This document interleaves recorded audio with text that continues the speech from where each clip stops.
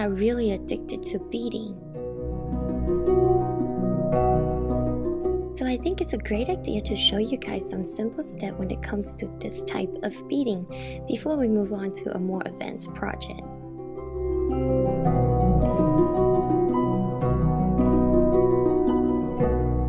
This might not be new to some of you because there's a lot of tutorial on YouTube that shows you guys how to make this. And it's super gorgeous to turn it into an earring or a pendant.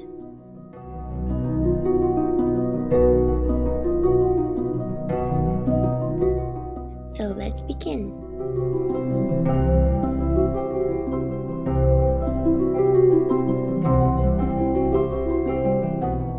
You will need about 40 to 50 4mm Bicone beads. Place them on a plate so that it's easier to work with, and use 0.3mm beading wire. Best result is using clear fishing line. You're starting off by threading 5 beads and pull it to the center of the line. I typically crisscross them to see what I work with, so you take the opposite line and just poke it through one end of the bead. When you pull it tight, you should see a unit of 5 circles being formed. Now we're going to make the second unit, so go ahead and add 4 more beads. As you can see, there's already one that's being threaded, so when you pull the opposite end of the line to the end of the bead, and when you pull it tight, it should form another unit of 5. Go ahead, thread the wire through the parallel bead. Next, we're going to create another unit of 5, and since we had 2 threaded already, we only need 3 more beads. Essentially, I am creating a unit of 5 circles surrounding the center unit. Apply the same technique, crisscross the wire at the last bead. Now we created 2 units surrounding the center unit.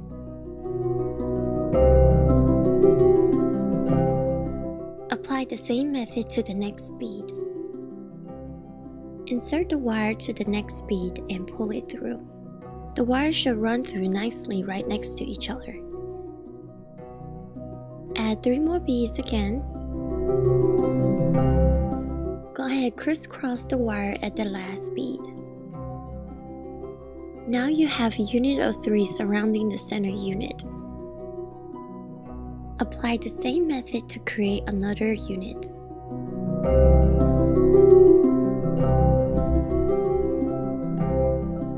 Now you can kind of see that it's starting to form like a dome shape. Crisscross the wire at the last bead and pull it tight. So far you should have something look like this. Now we're going to make the last unit.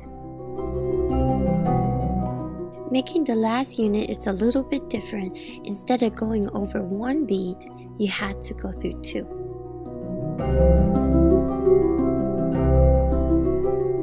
Since you already had 3 beads that's wired already, now you only need to add 2.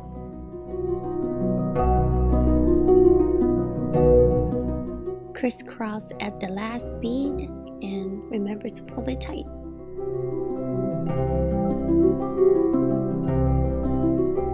Now it really looks like a dome shape. Well, we're essentially using the same technique.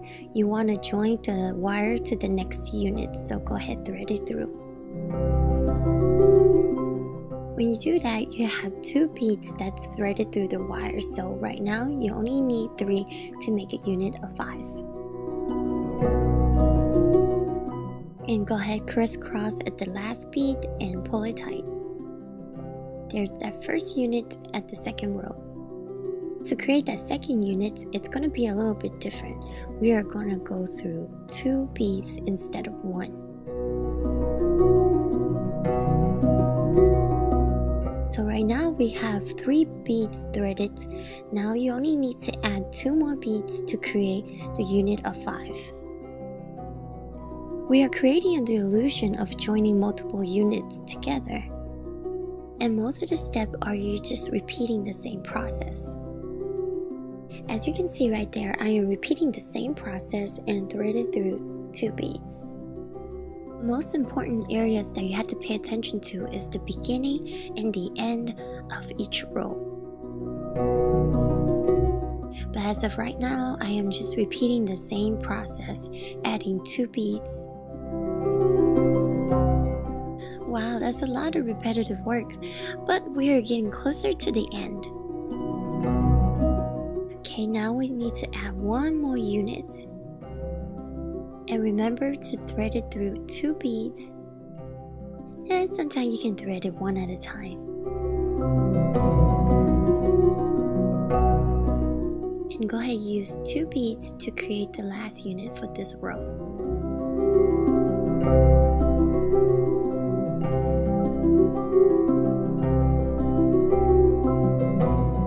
At this point, you should see 8 beads at the opening of the ball. Now we are going to try to close the ball, but instead of threaded through 2 beads, we need to thread it through 3.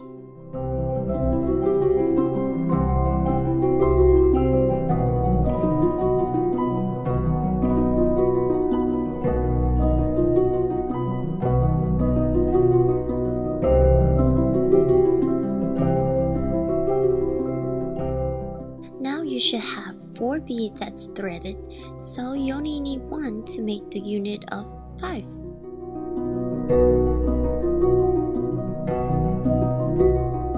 Right now, you are essentially finished. You want to thread the wire parallel to the unit that you just made, so that when it comes back around, you can tie your strings together. Also, this will help the structure of the beads more uniform. If you really pay attention, you should notice that all the beads should have 2 wires going through when you're finished. If you look very carefully, you should notice that there's 5 units of beads that only have 1 thread going through them. That's why I'm running through the thread so that they will be more uniformed. Alright, now we are finally done. Now all you gotta do is just tie a knot.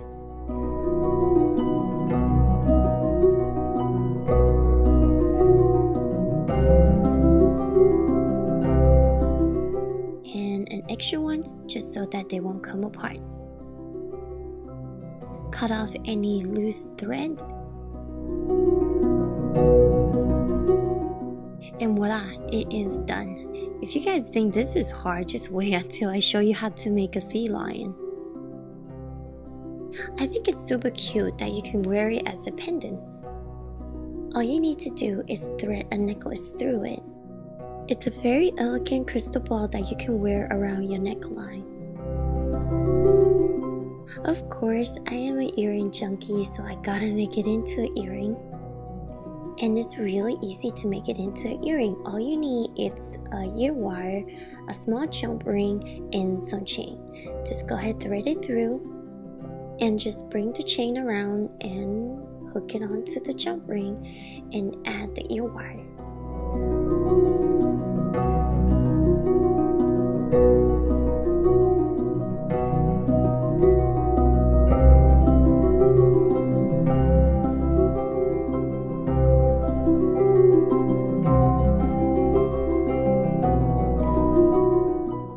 If you want to add a little charm, you can do so.